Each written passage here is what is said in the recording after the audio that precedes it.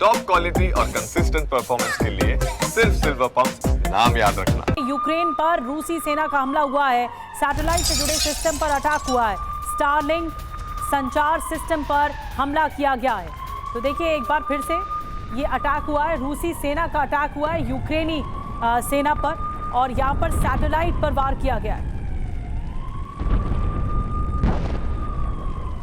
और अब आपको बताते हैं, सवाल यह है कि स्पेस वॉर को लेकर रूस की जो जंगी तैयारी इस वक्त दिख रही है या रणनीति बनाई जा रही है, उससे सबसे ज्यादा फिक्र किसकी बढ़ सकती है? रूस के टारगेट पर कौन कौन से देश हो सकते हैं? रूस के टारगेट पर कौन है? देखिए आपको बता रहे हैं, अमेरिका है रूस के टारगेट पर, ब्रिटेन है, फ्रांस है, जर्मनी है, यूक्रेन है, पोलैंड है, एस्टोनिया है, लातविया है, लिथुआनिया है। ये वो देश हैं जिन पर टारगेट है रूस का। और क्या इनको टारगेट किया जाएगा? हमारे साथ खास मेहमानों का एक पैनल जुड़ा हुआ है। Major general VK Datta sir, मैं आपके साथ शुरुआत कर रही हूँ इस पूरी चर्चा की। आपको क्या लगता है कि ये जो अगला चरण है या नेक्स्ट लेवल जिसे कहा जा रहा है रूस की तरफ से युद्ध लड़ने का, क्या ये वाकई आ गया है? क्या अब स्पेस से युद्ध लड़ा जाएगा? देखिए ऐसा है कि जो आज के दिन में करंट सिचुएशन चल रही है रशिया यूक्रेन की जंग के माध्यम से, जिसके अंदर की जो 3 साल से ज़्यादा का समय हो गया, जब ये 2022 में जब ये पूरा प्रकरण चालू हुआ, उसके बाद से रूस एक तरफ और पूरा एक वेस्टर्न वर्ल्ड एक तरफ, जिसके अंदर नेटो, यूरोपियन यूनियन, अमेरिका एक तरफ खड़ा था।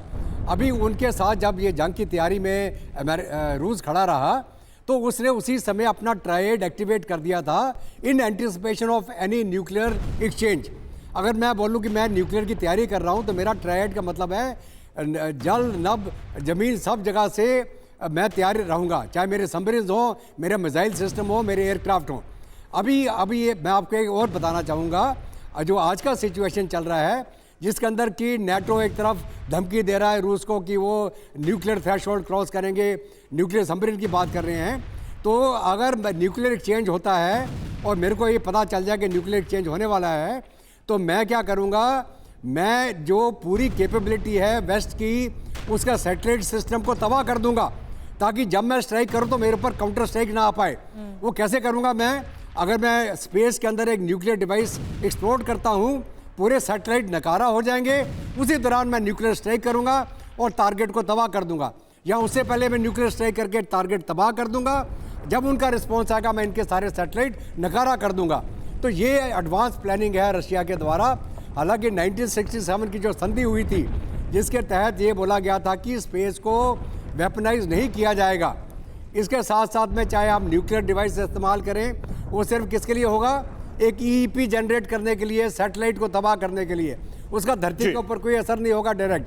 और दूसरा क्या है कि हमारे पास एंटी सैटेलाइट वेपन सिस्टम है, भारत ने भी बनाया, चाइना ने बनाया, रूस के पास है, अमेरिका के पास भी है। तो इन फ्यूचरिस्टिक जंग के अंदर बिल्कुल अगर मेरे को दुश्मन की कैपेबिलिटी को नकारा करना है, उनके ड्रोन्स को नकारा करना है, उनके मिसाइल्स को नकारा करना है, उनके एयरक्राफ्ट की गाइडेंस सिस्टम को नकारा करना, बिल्कुल सर। और कम से कम वो दुनिया के वो देश जो स्पेस में एक्टिव हैं, वो ये समझते हैं कि आने वाले समय में युद्ध का दायरा बढ़ेगा और जो स्पेस है वो भी अछूता नहीं है इससे।